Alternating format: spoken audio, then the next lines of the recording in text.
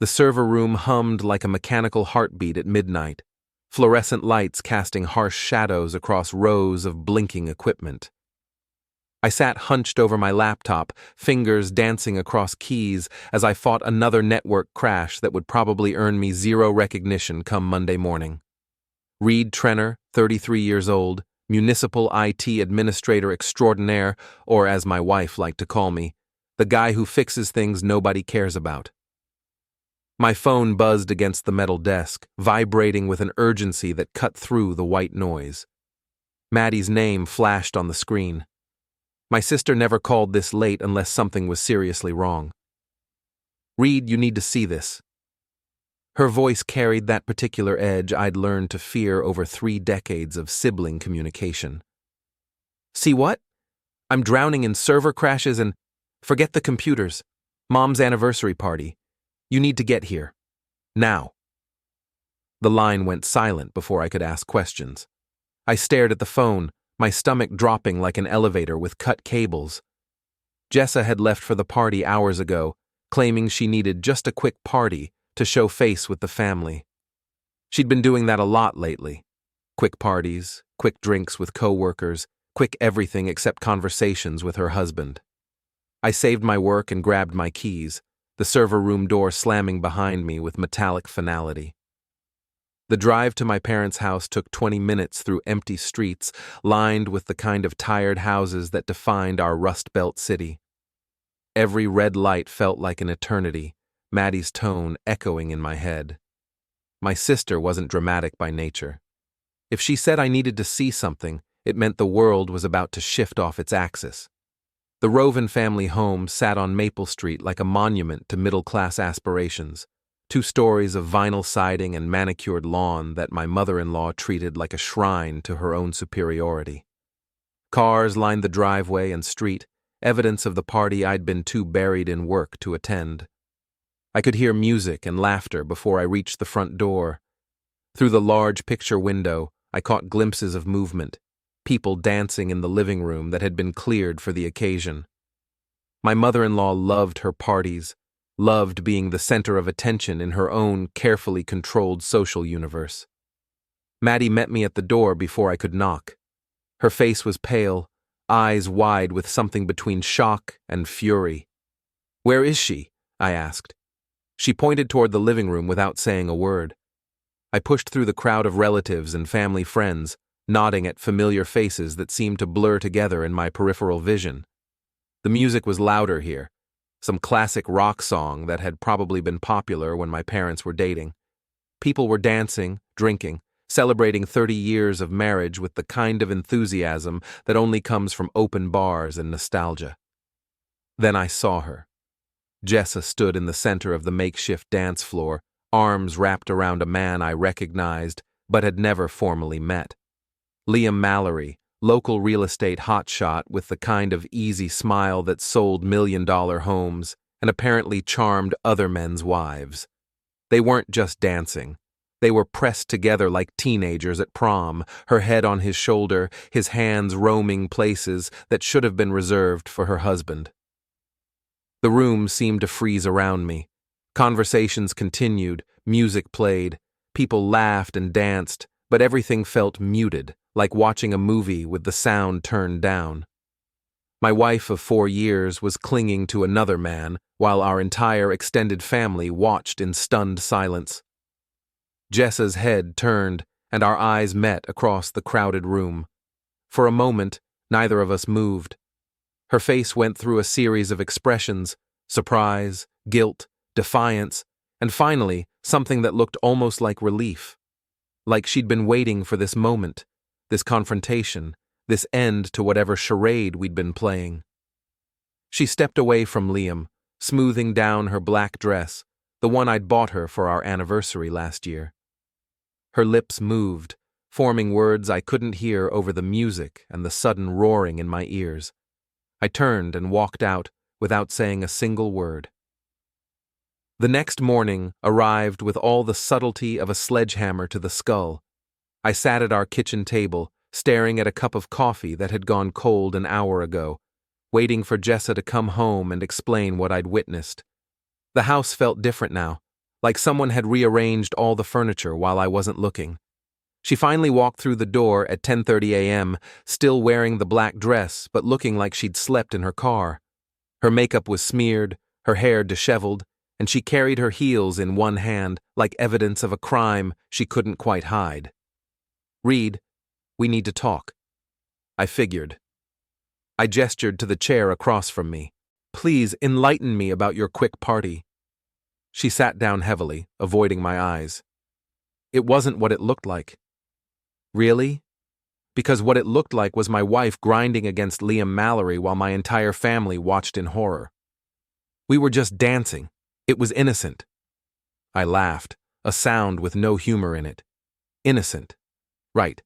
The way you've been working late every Tuesday for the past 2 months? The way your phone is suddenly password protected? The way you bought new lingerie that I've never seen you wear?" Her face went pale. "You've been spying on me?" "I've been noticing things. There's a difference."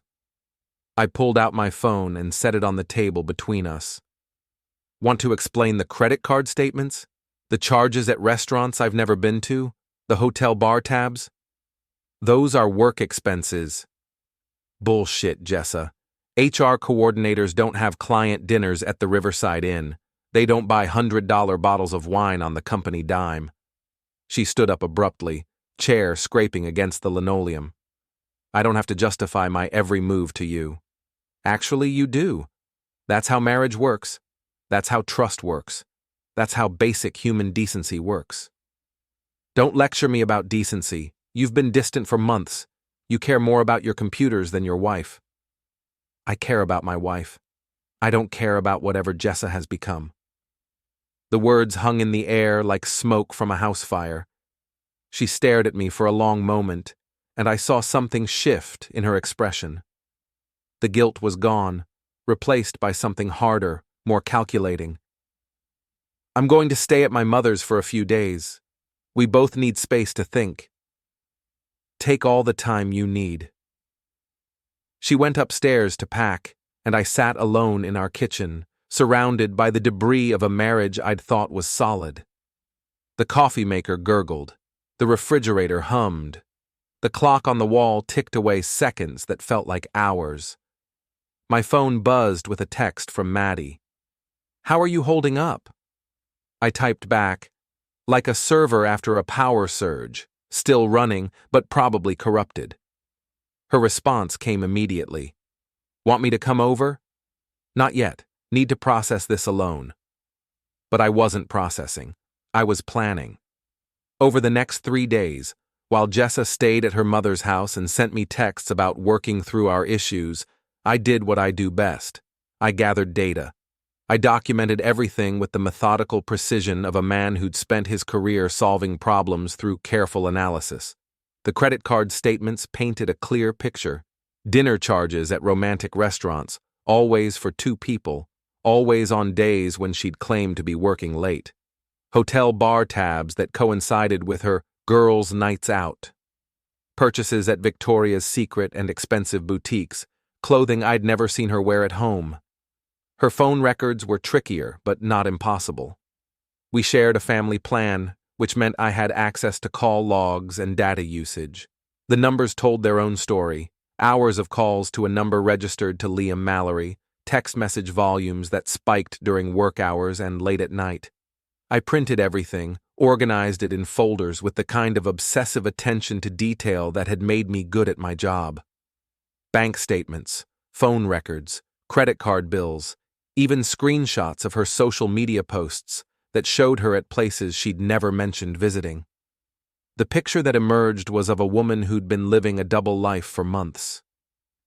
While I worked late nights keeping the city's computer systems running, she'd been building a relationship with another man. While I worried about our mortgage payments and retirement savings, she'd been spending money on a fantasy that didn't include her husband. On Thursday evening, she came home to collect more clothes. I was waiting in the living room with a manila folder in my lap. "We need to have a real conversation," I said. She sat on the edge of the couch, maintaining distance like I was something dangerous. "I'm listening." I opened the folder and spread the papers across the coffee table. This is what our marriage looks like from a data perspective. Her eyes widened as she recognized bank statements, phone records, credit card bills. You've been investigating me? I've been trying to understand what happened to my wife. Turns out she's been gone for months. I just didn't notice because I was too busy trusting her. She picked up one of the credit card statements, her hands shaking slightly. Reid, I can explain. Don't. Please don't insult my intelligence with more lies. It's not what you think. It's exactly what I think. You've been having an affair with Liam Mallory. You've been using our joint accounts to fund your relationship with him. You've been lying to me every single day for months. She set the paper down and looked at me directly for the first time since she'd walked in. Yes. The simple admission hit harder than any elaborate explanation would have. Yes. One word that destroyed 4 years of marriage, 8 years of relationship, a decade of shared dreams and plans. How long? 6 months. Do you love him? She hesitated, which was answer enough. I think so. Do you love me? Another hesitation. I don't know anymore. I gathered the papers and put them back in the folder. Then we're done. Reid, wait. Maybe we can work through this. Counseling? Therapy? No. I stood up, folder in hand. You made your choice. You made it every day for 6 months. You made it every time you lied to my face, every time you spent our money on him, every time you came home and pretended to be my wife. Where does this leave us? It leaves you free to be with Liam, and it leaves me free to stop being married to a stranger. She started to cry, but the tears felt performative, like everything else about her had become. I never meant for this to happen. Yes, you did. Affairs don't just happen. They're planned, executed, and maintained through deliberate choices. You chose him over me every single day. I walked toward the stairs, then stopped and turned back. I'll be filing for divorce on Monday. I suggest you find a lawyer. Reid, please. The Reid who would have fought for this marriage faded the moment I saw you in another man's arms. What's left is just a guy who's really good at documentation and really tired of being lied to. I went upstairs and left her sitting alone with the evidence of her betrayal spread across our coffee table like pieces of a puzzle that finally made sense. Monday morning brought gray skies and the kind of cold drizzle that made our city look even more depressed than usual. I sat in my office at City Hall, surrounded by servers and switches and the comfortable hum of machines that did exactly what they were programmed to do. Unlike people, computers were predictable. Input led to output. Cause led to effect. No lies, no betrayal, no surprises. My phone rang at 9:15 a.m. Jessa's mother. Reid, dear, I think there's been a terrible misunderstanding. I leaned back in my chair, already tired of a conversation that hadn't really started. Hello, Mrs. Roven. What misunderstanding would that be? This divorce nonsense. Jessa tells me you're being unreasonable about a simple mistake. A 6-month affair is a simple mistake? Silence on the other end. Then, marriage is about forgiveness, Reid, about working through difficulties together. Marriage is also about honesty, faithfulness, and basic respect. Your daughter seems to have missed those parts. She made an error in judgment. That doesn't mean you should throw away 4 years of marriage. I pulled up the divorce papers on my computer screen, the cursor blinking in the signature field. Mrs. Roven, with all due respect, your daughter didn't make an error in judgment. She made hundreds of deliberate choices over 6 months to betray our marriage. She chose to lie to me every single day. She chose to spend our money on another man. She chose to build a relationship with someone else while pretending to be my wife. People make mistakes. This wasn't a mistake. This was a campaign. I hung up before she could respond. 5 minutes later, my desk phone rang again. This time it was Jessa's best friend, Carol. Reid, you need to reconsider this divorce. Jessa is devastated. Good. She should be. That's cold, even for you. Cold would be posting her affair on social media. Cold would be telling everyone at her office what she's been doing. Cold would be making her explain to her family why she threw away her marriage for a real estate agent with a reputation for sleeping with married women. Liam isn't like that. Really? Because I did some research. Turns out your friend Jessa is the third married woman he's been involved with in the past 2 years, but I'm sure she's special. Another hang-up. Another phone call 20 minutes later, this time from Jessa's brother Mike. Look, man, I get that you're angry. No, Mike, you don't get it. You're not married. You've never been married. You have no idea what it feels like to discover that your entire life has been a lie. She's my sister. I have to support her. And I was your brother-in-law. Guess that doesn't count for much. It's not that simple. It's exactly that simple. She cheated. I'm divorcing her. Everything else is just noise. The calls continued throughout the week. Friends, family members, co-workers who'd heard through the gossip network that defined small city life. Everyone had an opinion about forgiveness, about second chances, about the sanctity of marriage. No one seemed particularly concerned about the sanctity of honesty. By Friday, I'd had enough. I printed out a simple statement and sent it to everyone who'd called. Jessa chose to have a 6-month affair while lying to me daily and spending our joint money on her relationship with another man. I have documentation of everything. I will not be discussing this further, accepting mediation, or reconsidering the divorce. Anyone who continues to pressure me about this will be blocked from all communication. This decision is final. The phone calls stopped, but the isolation began. Saturday morning, I went to Murphy's Diner for breakfast, a weekly tradition I'd maintained for years. The hostess seated me at my usual table, but the atmosphere felt different. Conversations quieted when I walked in. People glanced in my direction, then looked away quickly when I met their eyes.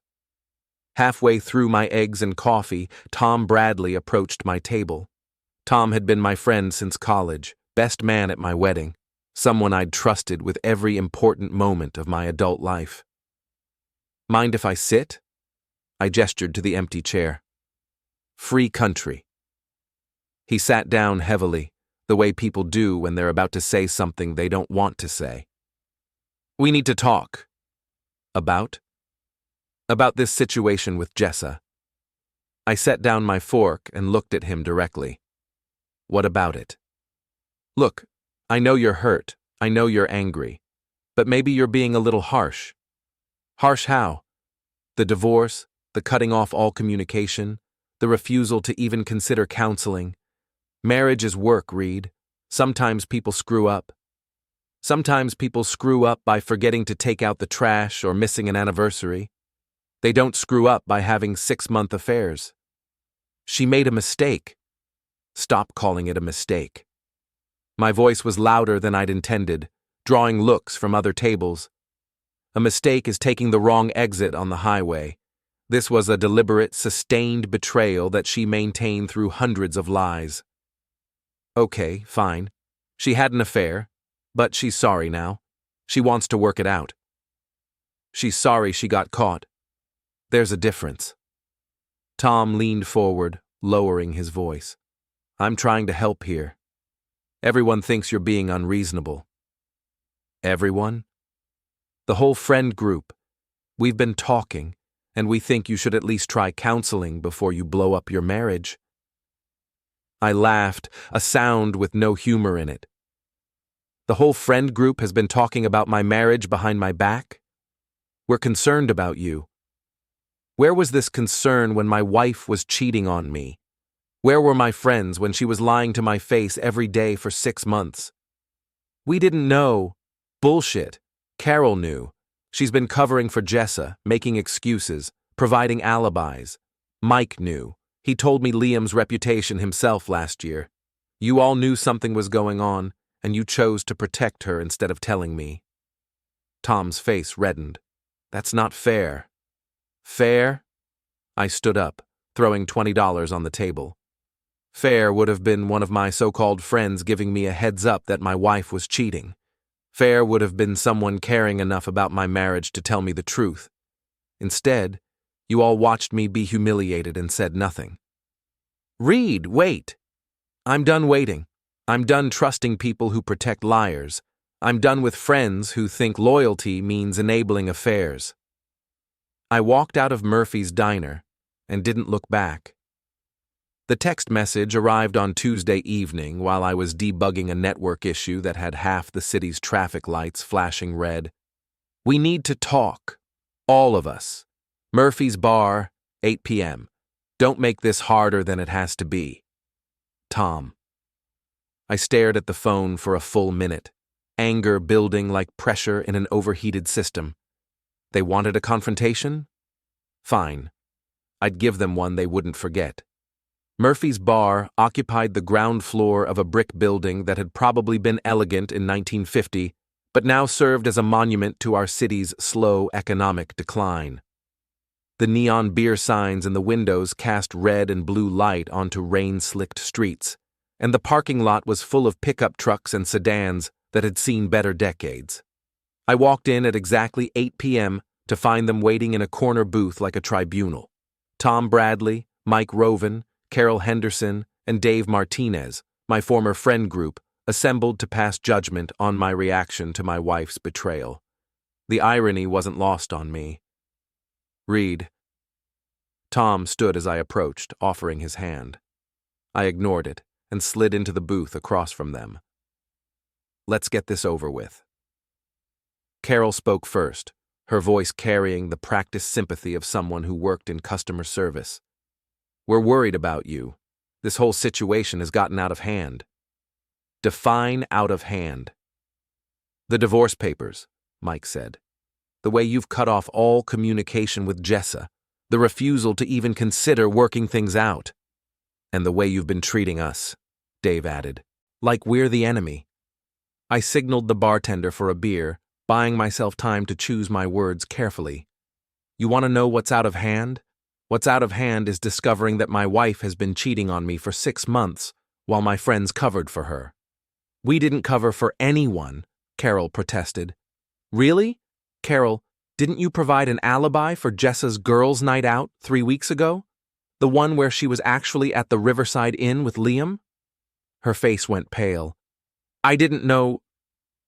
You knew she wasn't with you. You knew I thought she was. You chose to lie to me rather than tell me the truth. I was protecting my friend. I thought I was your friend too. The bartender brought my beer, and I took a long drink before continuing. Mike, didn't you tell me last year that Liam Mallory had a reputation for sleeping with married women? Mike shifted uncomfortably. Yeah, but you didn't think to mention it when you saw him all over my wife at your mother's party? I didn't want to cause problems. So you let me cause problems for myself by walking into that situation blind. Tom leaned forward, trying to regain control of the conversation. Look, we all made mistakes, but that doesn't mean you should destroy your marriage over this. I didn't destroy my marriage. Jessa did. I'm just refusing to pretend it didn't happen. She's willing to go to counseling, Carol said. She wants to work it out. She wants to avoid the consequences of her actions. There's a difference. Marriage is about forgiveness, Mike added, echoing his mother's words. I set down my beer and looked at each of them in turn. You want to talk about marriage? Let me tell you what marriage actually is. Marriage is trusting someone enough to build a life with them. It's believing them when they tell you they love you. It's assuming that when they say they're working late or going out with friends, they're telling the truth. People make mistakes. Stop. My voice cut through the bar noise like a blade. Stop calling it a mistake. A mistake is forgetting to pay a bill or missing an appointment. What Jessa did was plan, execute, and maintain a relationship with another man while lying to me every single day for 6 months. She didn't make a mistake. She made a choice, hundreds of choices. But she's sorry now, Carol insisted. She's sorry she got caught. If I hadn't shown up at that party, if Maddie hadn't called me, how much longer would this have gone on? A year? 2 years? until she finally decided to leave me for him? Dave spoke up for the first time since I'd arrived. So what? You're just going to throw away 4 years of marriage? I'm not throwing away anything. Jessa threw it away the first time she kissed another man. I'm just acknowledging reality. That's cold, man, even for you. I laughed, a sound with no humor in it. Cold? You want to know what's cold?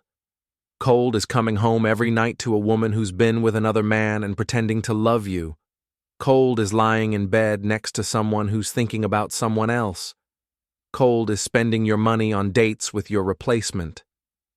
The table fell silent. Around us, the bar continued its normal rhythm.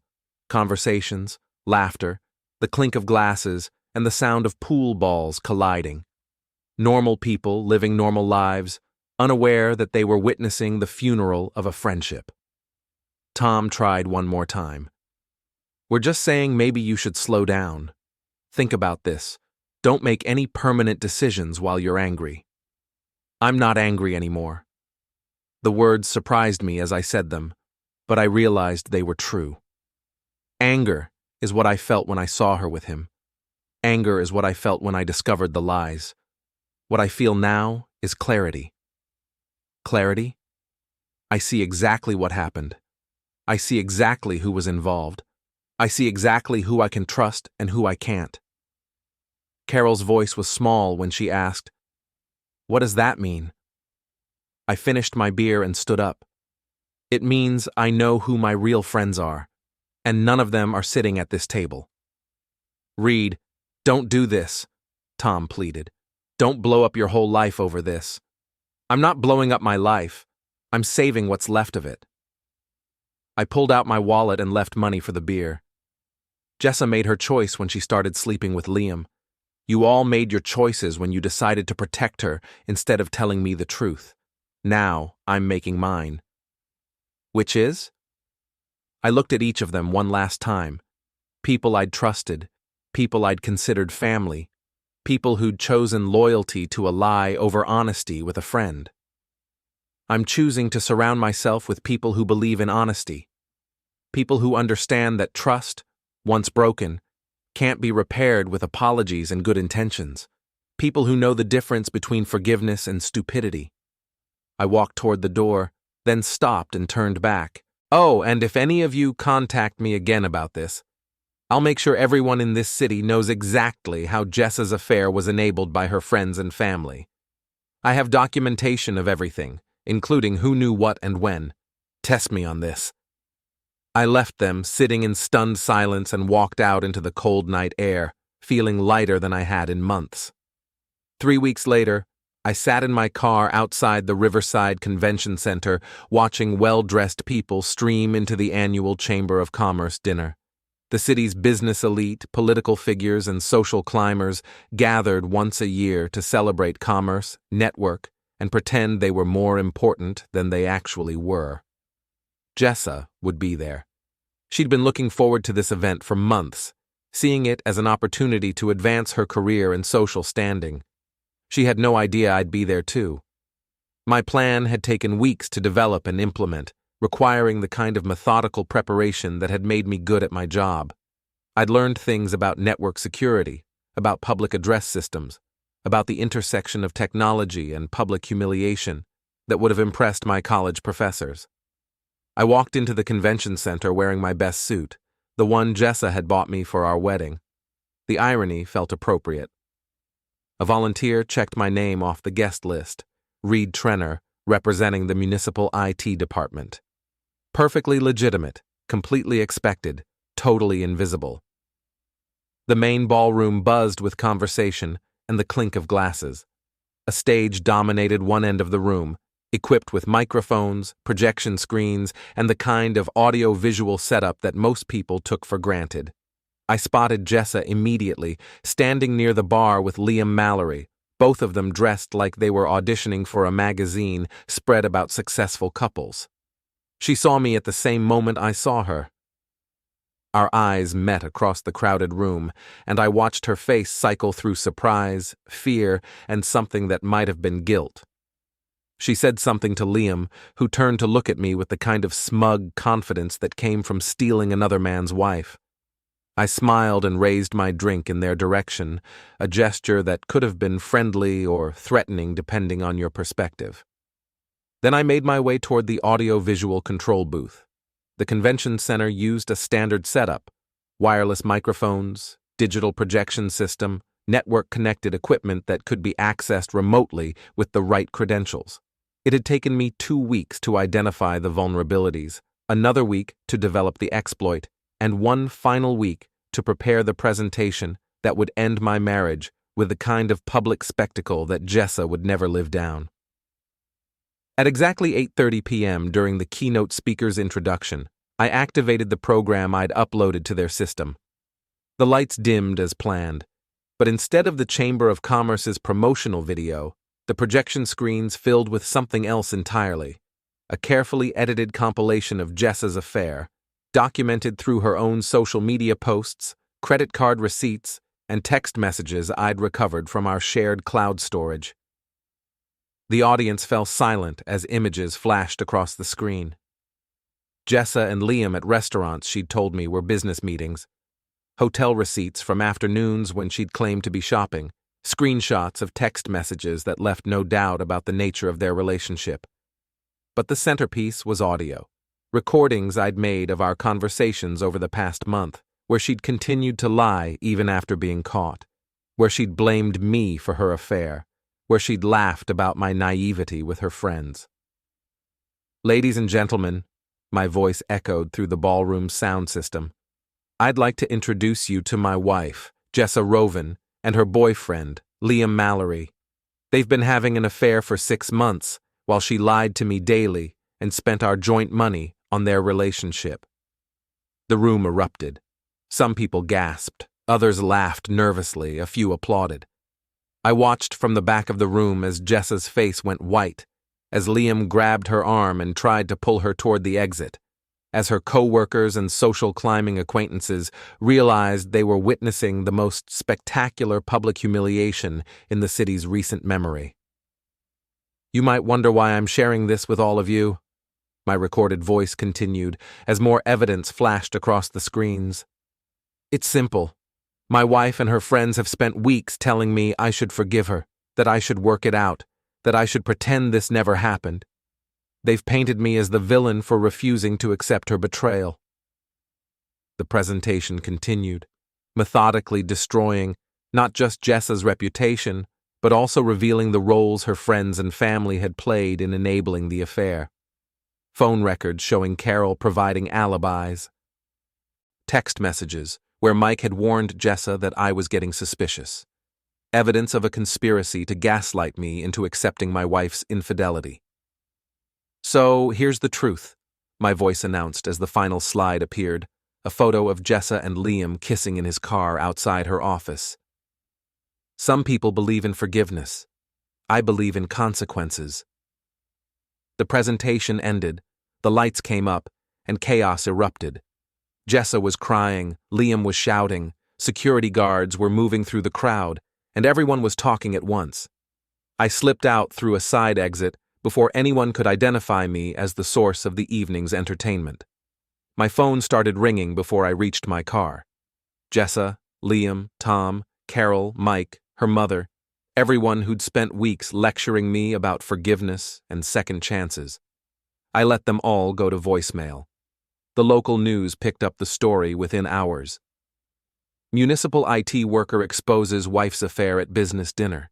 The video went viral on social media, shared thousands of times by people who either applauded my revenge or condemned my methods. I didn't care about their opinions. I cared about results. Jessa was fired from her HR position within a week. Her company couldn't afford to keep an employee who'd become a public scandal. Liam lost 3 major clients who didn't want to be associated with his reputation.